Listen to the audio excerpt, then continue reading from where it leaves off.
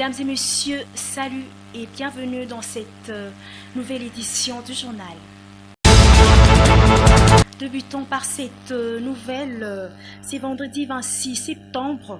Le vice-premier ministre et ministre de l'Intérieur, Sécurité, Décentralisation et Affaires coutumières, Chabani Louko, a reçu à Kinshasa la directrice pays par intérim du Programme alimentaire mondial, Cynthia Jones.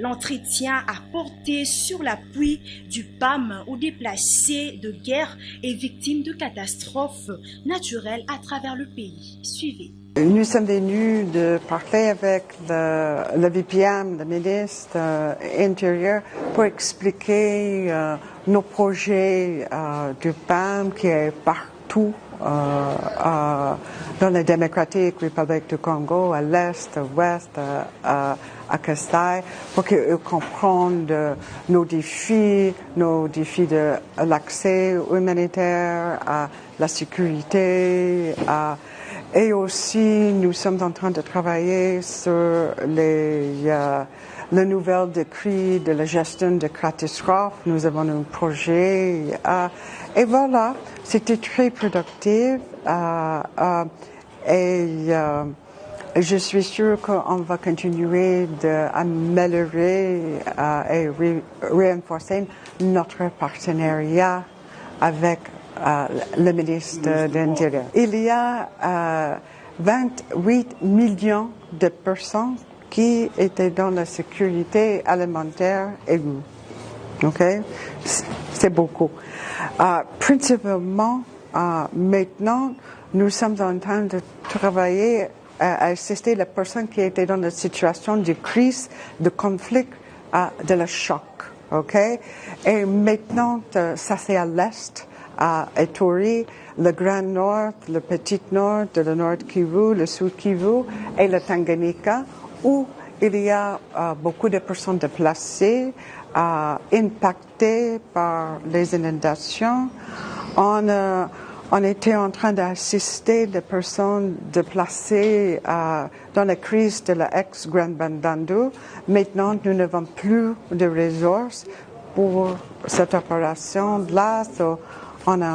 Nous sommes en train de finir avec ça. Nous avons la cartographie des risques où nous avons des inondations chaque année. Ça c'est une partie.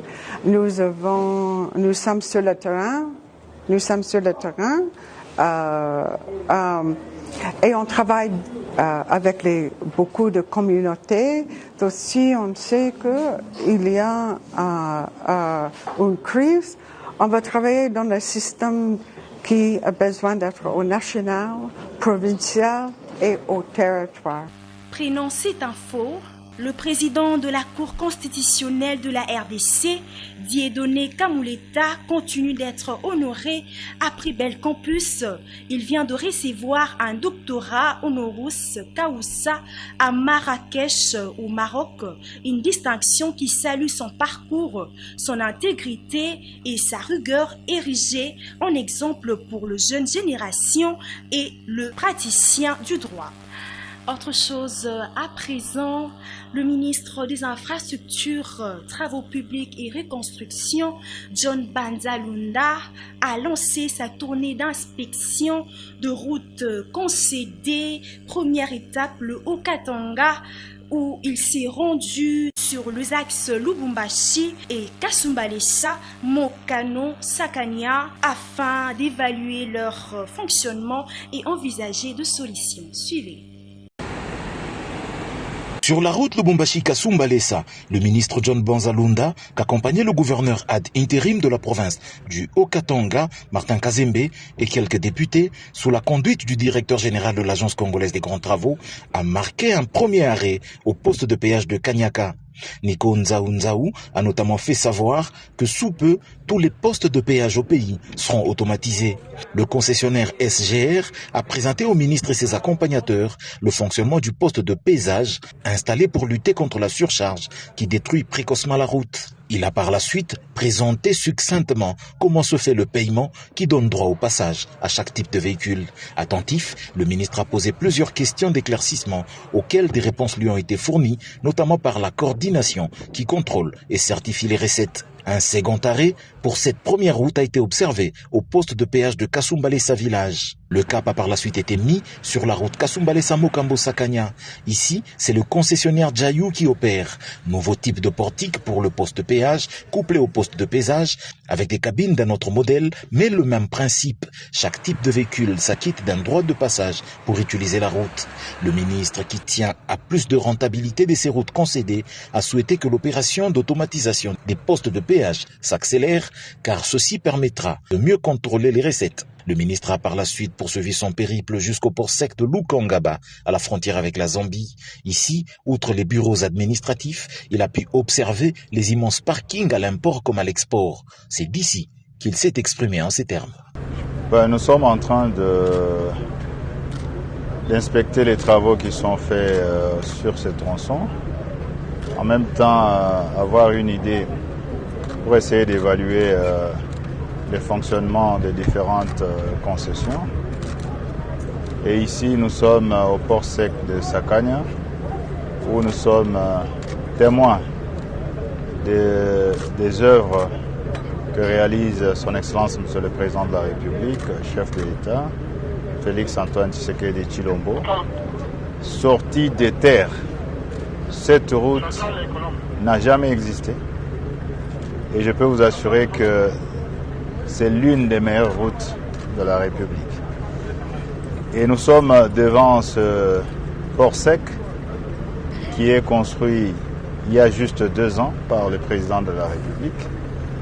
Et donc c'est une preuve de grandeur qu'il a pour son pays. Parce que si vous regardez juste en face, c'est la Zambie. Et vous pouvez vous faire une idée quand vous comparez ce qui est de l'autre côté et chez nous ici.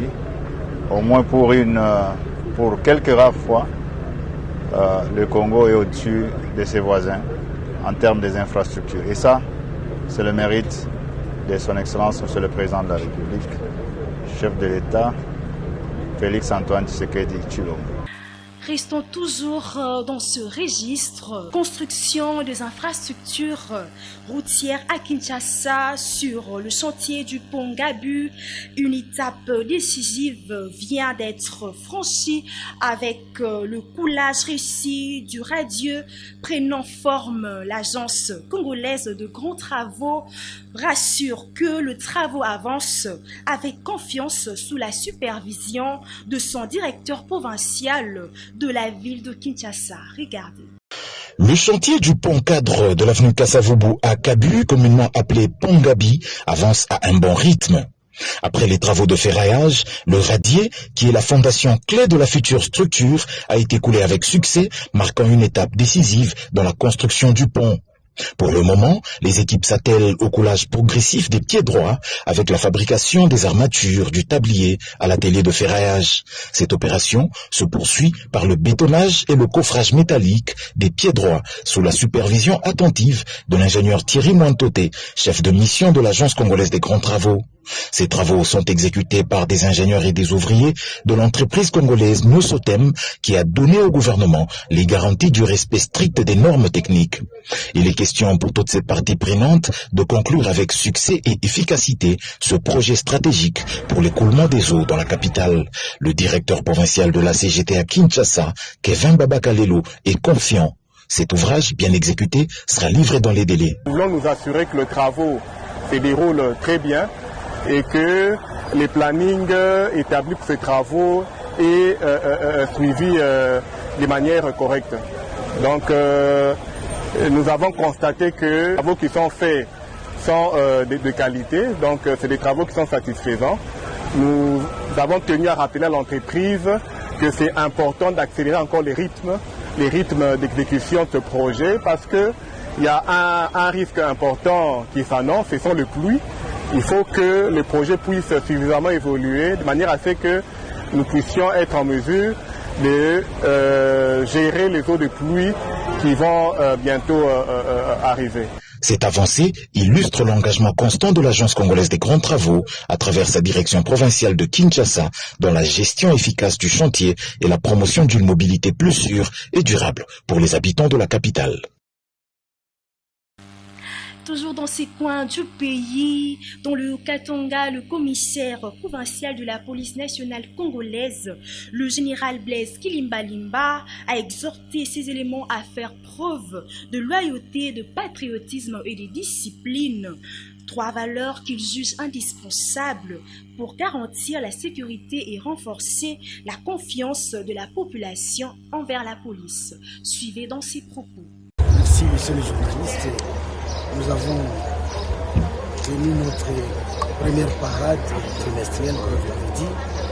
L'objectif était d'évaluer nos actions en instant, nos actions, c'est-à-dire entre nous et tous les services de sécurité.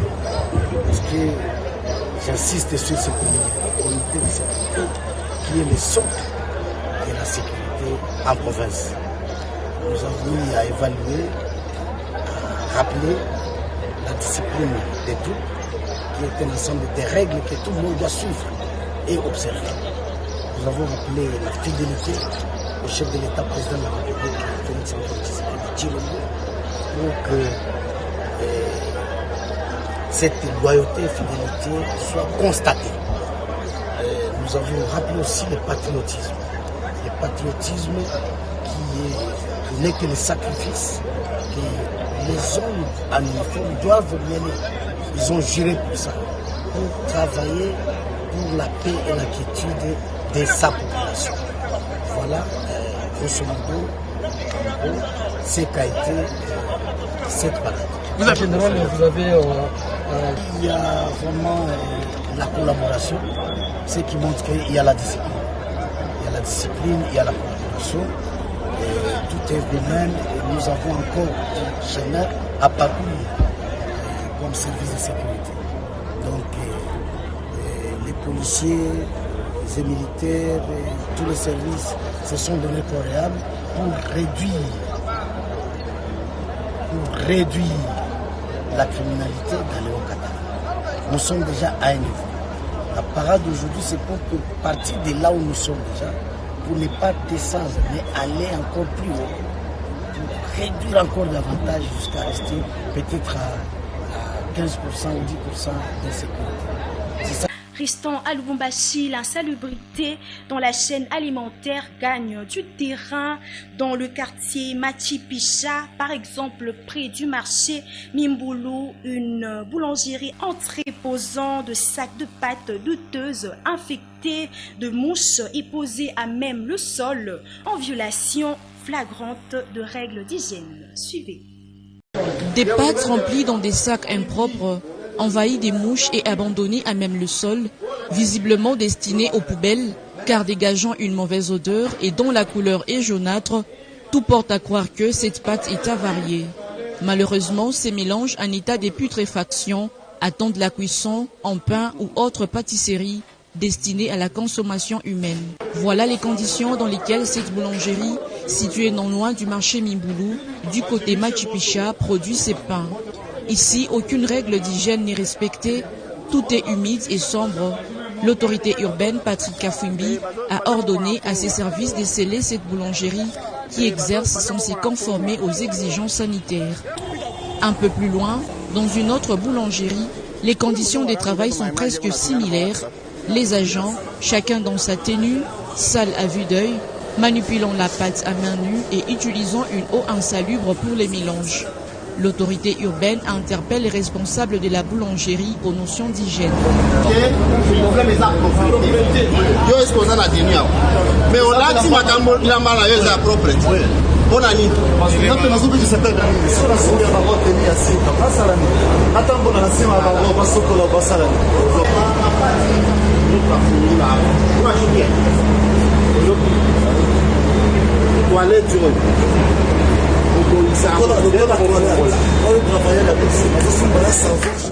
Le numéro 1 de la ville de Lubumbashi, Patrick Kafwimbi Mumamba, est déterminé à s'enquérir de près de toutes les situations qui touchent ses administrés, dont les normes sanitaires et hygiéniques des produits destinés à la consommation alimentaire font partie.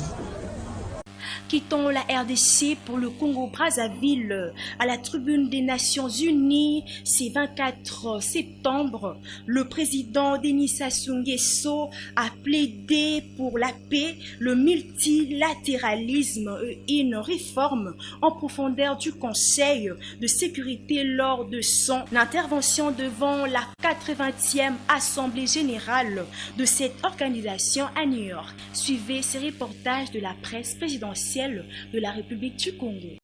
C'est à 18h32 heure de New York et 23h32 à Brazzaville lorsque le chef de l'État congolais est monté le mercredi 24 septembre 2025 à la tribune des Nations Unies à l'occasion du débat général marquant la 80e session ordinaire de l'Assemblée générale de l'ONU.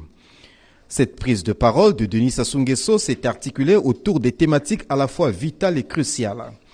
Les premières parmi toutes sont la paix, la sécurité et la solidarité internationale. Des idéaux de l'organisation créée en 1945 à la fin des deux guerres mondiales et aujourd'hui galvaudés par la résurgence des conflits armés, a regretté le président de la République. Face à cet échec de notre promesse collective, a-t-il ajouté, la réaffirmation de la primauté du droit s'avère indispensable. C'est dans cette logique que s'inscrit la République du Congo devant les situations qui plongent le monde dans un enlisement quasi destructeur et chaotique.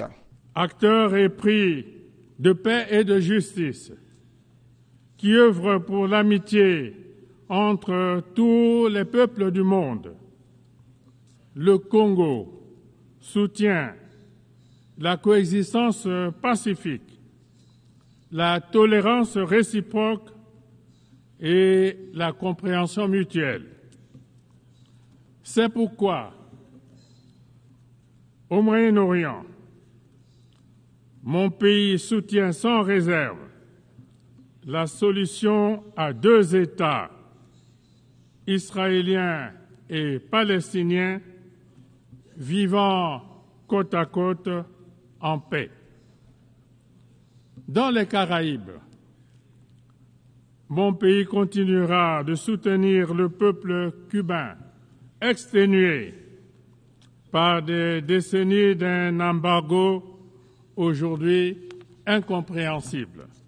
Autre thématique abordée par le chef de l'État congolais, les tensions commerciales, technologiques et géopolitiques. À ce sujet, Denis Sassou Nguesso a appelé la communauté internationale à ne pas transformer la compétition économique en une compétition systémique, mais à privilégier les dossiers comme la réinvention d'un multilatéralisme intelligent et la réforme du Conseil de sécurité de l'ONU. L'Afrique ne peut plus rester marginalisée. C'est un continent de plus d'1,4 milliard d'habitants. C'est un continent d'avenir, de jeunesse, de potentiel, auquel nous devons aujourd'hui garantir une participation pleine et entière aux décisions mondiales. Je le dis avec force, l'Afrique mérite une représentation permanente au sein du Conseil de sécurité des Nations Unies. À propos de la pauvreté et de ses corollaires qui nourrissent les extrémismes et autres déviances, Denis Sassou Nguesso a demandé que soient reconsidérés les mécanismes financiers internationaux qui enchaînent les pays en développement dans des conditions de dépendance et de vulnérabilité. Mesdames et messieurs, merci pour votre fidélité. Voilà, c'est déjà la fin de cette grande édition du journal. Merci de nous avoir suivis et passez un excellent week-end entouré de personnes que vous aimez, car le véritable amour unit et ne trahit jamais. Au revoir.